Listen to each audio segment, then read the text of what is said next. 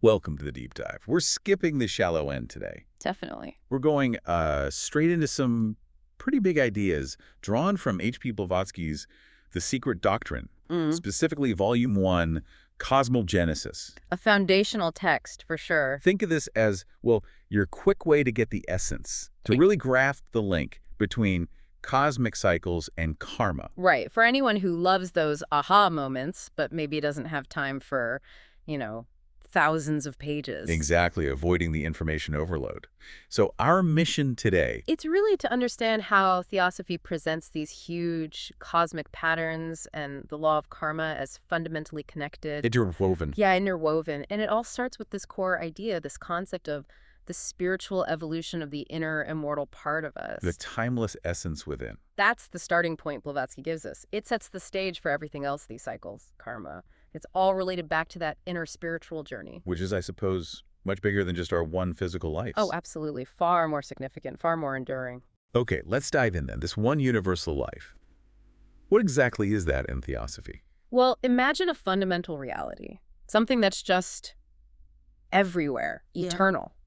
But it's not tied to the physical stuff we see, matter. It's the source, the ground of being for everything. The ultimate stage, you called it. Yeah, exactly. But it's not just static. It's animated. It's brought into manifestation by these hierarchies of beings, intelligences. Tianchohans, yes. Think of them as maybe conscious forces, spiritual beings that shape how this one life expresses itself. So they sort of guide the process, like cosmic architects. That's a good way to put it. They guide the evolution. And here's the really crucial bit. Okay. This whole interplay, the one life, these Tianchohans shaping things, it's not random. It's inherently linked right from the start with karma. So karma isn't an afterthought. It's baked in. Completely baked in, woven into the very fabric of existence, according to this view. Right. Which brings us squarely to karma. We hear that word a lot. Yeah. Action, consequence. Yeah, the sort of common understanding. But the secret doctrine goes deeper. What's the esoteric meaning? Okay, so the simple action or cause and effect idea, that's just the surface. Yeah. Esoterically, karma is presented as the fundamental law. The law. The law of retribution, but also equilibrium, balance. It's described as unerring, totally impersonal, absolute. Impersonal, so not some kind of judge keeping score. Definitely not. No anthropomorphic deity, no intervening providence deciding punishments and rewards arbitrarily. Think of it more like a law of nature. Like physics, action-reaction. Kind of, yeah. But operating on a moral and cosmic scale, it's always working to restore harmony, bring things back into balance, with perfect justice, intrinsically. Wow. No gold stars then? Nope. It's described as sexless absolute, just an inherent property of the universe. Okay. So how does this impersonal absolute law drive the really big stuff, the cosmic cycles, creation, dissolution? Right. This is where another concept, Svâbhâvat, comes into play. Blavatsky calls it the immutable radiance of the immutable darkness. Okay. Unpack that a bit. Think of it as the primordial stuff of the universe, spirit substance. Before a new cosmic cycle begins, it exists in the state of pure potentiality, like latent energy. Dormant. Exactly. Dormant during Pralaya, the cosmic rest period.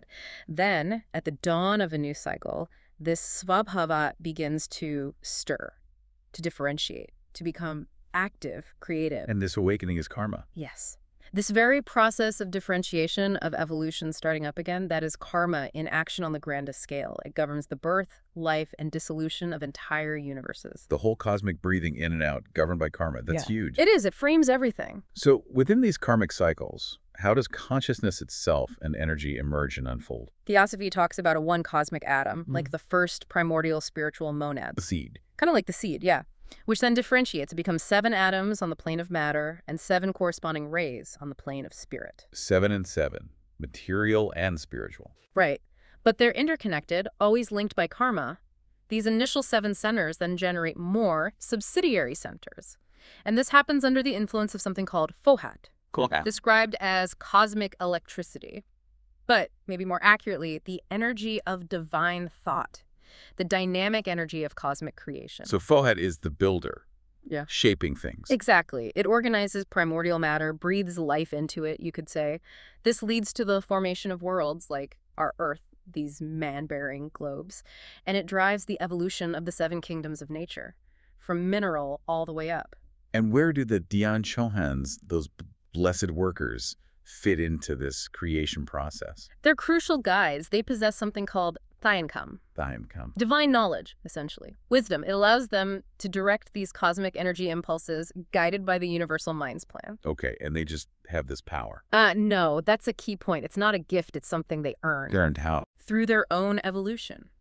Over vast stretches of time, in previous cosmic cycles, past eternities, like a master artisan honing their skill over lifetimes. So even these incredibly high beings are subject to their own evolution, their own karma. Precisely. It suggests a universe where everything is accountable, everything evolves, which naturally leads to thinking about how different traditions view divinity, right? Yeah, does this align with, say, Buddhist ideas? Blavatsky points out that esoteric Buddhism, while not believing in a personal creator god like in some Western religions, deeply acknowledges Adi-Buddhi primordial wisdom and these hierarchies of planetary spirits, the Dian Chohans. So there's resonance there. Definitely. And Theosophy agrees that even these exalted beings are, from the perspective of absolute eternity, temporary, like waves on the ocean of being. Temporary illusions, almost. In that ultimate sense, yes. Within the context of a day of Brahma, a single immense cosmic cycle, they are real and active, but beyond that. So the visible universe we see is composed of self-produced beings, the creatures of karma. That's the phrasing used. So in this vast sweep, what is considered truly eternal, truly real? Only two things, fundamentally. Akasa, the primordial space substance, the ultimate reality. The canvas. The canvas, yes. And nirvana, the state of absolute consciousness, absolute being. And these two are ultimately one. Everything else, everything that takes form differentiates. That's Maya. Illusion, temporary manifestation. Maya. But it stems from that ancient idea, nothing ever came out of nothing. Everything arises from Akasa or its active form Svâbhâvat, according to law, and eventually dissolves back. It sounds like there are deep overlaps here with other Eastern philosophies. Oh, absolutely. Take the Advaita Vedanta school in Hinduism with its core teaching, Aham Brahmasmi, I am Brahman, the unity of the self and the ultimate. Right. And compare that with the esoteric Buddhist view denying an external creator. Blavatsky argues they spring from the same esoteric root philosophy. What's the shared core then? The belief that every creature is an immortal spark of the divine, of this unified matter spirit, and therefore everything is subject to karma. It points to a really ancient understanding of our divine origin, the cycles of rebirth, and the eventual return to the source. Okay, so these huge cosmic cycles, the yugas, kalpas, how do they actually connect down to us, to human life? Theosophy says they're deeply, intimately connected. They're not just abstract time periods up in the cosmos. They correspond to stages in our evolution, too. Our collective evolution. Yes, the differentiation of matter, the unfolding of spirit. These cycles influence the development of whole root races, nations, even down to individual souls. There's this idea of a law of correlated successiveness, meaning there's an underlying pattern, a continuity. You can trace connections, and it points towards a guiding universal intelligence called Mahat. Mahat, universal mind. Exactly, guiding the whole unfolding. You mentioned Maya, illusion, earlier. How does that play into our individual destiny, our karma? Well, the specific forms Maya takes very wildly, of course.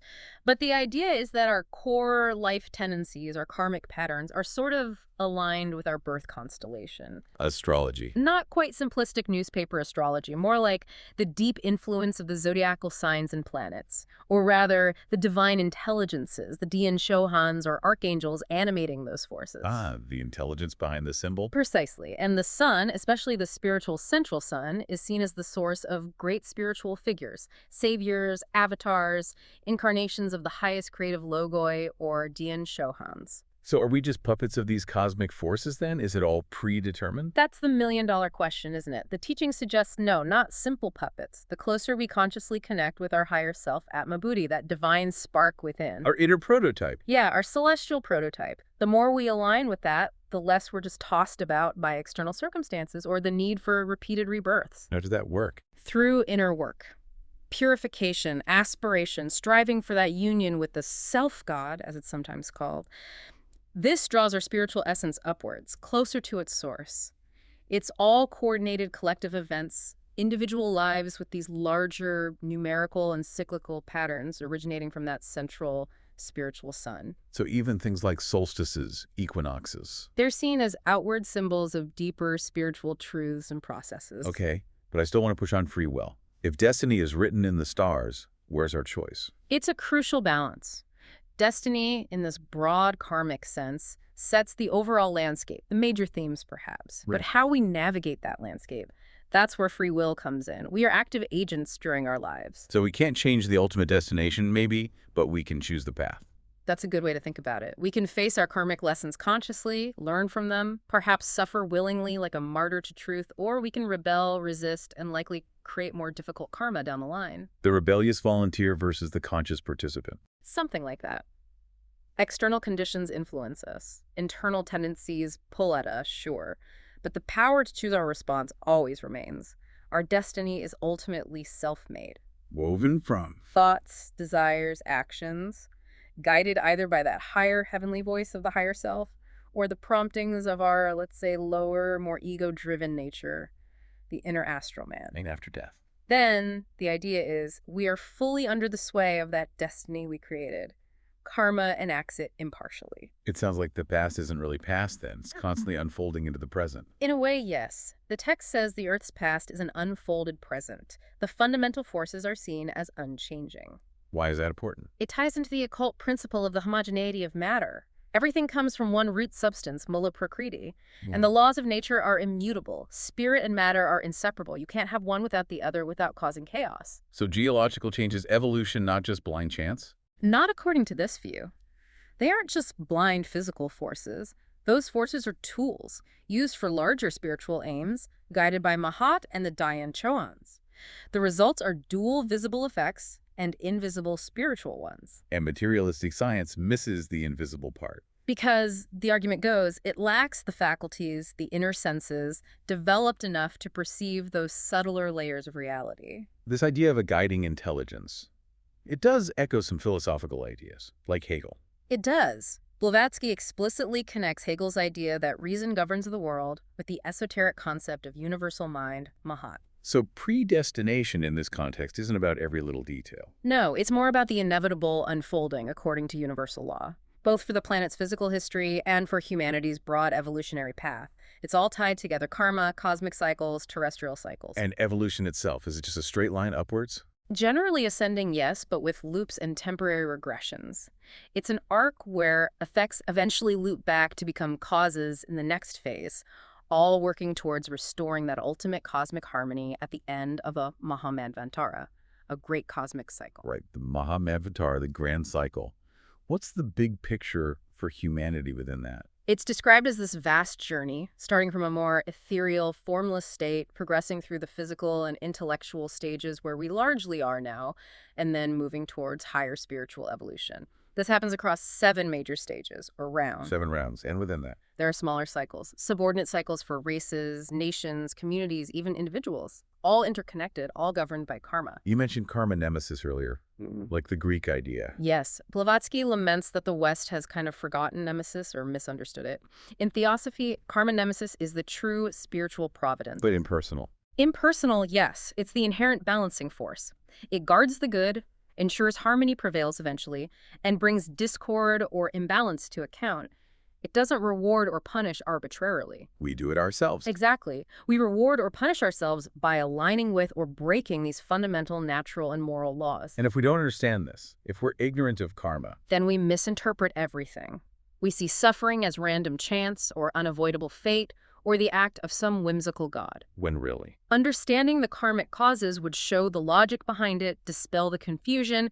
We literally create our own heavens and hells through our thoughts, desires, actions, especially those rooted in conflict, selfishness, separation. Every misfortune traceable back to us. From this perspective, yes, traceable to our own doings, past or present. When we break laws of harmony, love, interconnectedness, we inevitably create suffering for ourselves and others. So what's the antidote? The palliative. Conscious effort. Cultivating union, harmony, brotherhood, altruism, acting selflessly. The idea is that by consciously choosing not to create bad causes, we can avert bad effects, suppress the negative impulse, prevent the negative ripple. So it really comes down to us, man as his own savior and destroyer. That's a core message. We're responsible, not some external force pulling the strings randomly. That ancient wisdom about karma nemesis guiding us unerringly from the act to the consequence. It's central. The text also mentions different ages, right? Yeah. Golden, Iron, Kali Yuga. Yes, the cyclical ages, suggesting we're currently in a Kali Yuga, an age often characterized by, well, increased materialism and perhaps a dimming of spiritual insight in many parts of humanity. Are these ages linked to anything physical, like stars or planets? The exoteric cycles, the ones more commonly known in ancient cultures, are definitely partly derived from observable astronomy, sidereal motions, and these do have a broad influence on collective destinies. But there's more to it. Yes, the wisdom religion, according to Blavatsky, adds what she calls true astrology. This isn't just predicting your day, it's an occult science understanding the subtle, non-physical influences from the cosmos. So earthly events are shaped by both physical astronomy and these deeper karmic cycles. Working together, yes. It suggests a broad predetermination of major trends and events based on these interacting cycles. Could someone actually predict things based on this? The idea is that adepts, those with highly developed inner knowledge and access to ancient records, can foresee major shifts, even catastrophes. They use knowledge of karmic law, astronomical cycles, historical patterns, clairvoyance, and deep esoteric wisdom. And the zodiac plays a role. The zodiacal records, when understood esoterically, not just literally, are said to hold a key to this kind of prognostication. Wow, okay, so bringing this massive exploration to a close. Yeah. Quite a journey. It really is. We've covered a lot of ground, from the one universal life and the guiding Jan Chohans to the deep impersonal nature of karma as this universal law of balance. Governing everything from cosmic creation to our individual choices. Exactly. How consciousness and energy unfold, how worlds form, the role of Svâbhâvat, the earned wisdom of the builders. And how different traditions like Vedanta and Buddhism echo these core ideas of unity and karma. Right. Then the connection between the vast cosmic cycles and our human journey, races, nations, individuals. All intertwined. Intertwined, yeah. Influenced by celestial patterns, but with that crucial element of free will within our self-created destiny. The idea that matter and spirit are inseparable. Yeah. That nature has purpose. Guided by Mahat, the universal mind. And finally, that concept of karma nemesis, the consequence of ignoring these laws and how we are ultimately responsible. We are our own saviors and destroyers. That sums it up well. That is definitely a lot to process. But hopefully, for you listening, this deep dive gave you a solid framework. A way to approach these profound ideas from the Secret Doctrine without getting lost. Hopefully those aha moments landed. Yeah. So here's something to maybe chew on. How might really taking on board this understanding of karma and these immense cycles, how might that actually shift the way you look at your own life, your choices? Or even the big patterns you see playing out in the world, right? The course of history. Exactly. It offers a pretty compelling, if challenging, lens on cause and effect, from the tiniest thought to the sweep of cosmic time. A lot to contemplate. Indeed. Thanks for taking this deep dive with us today.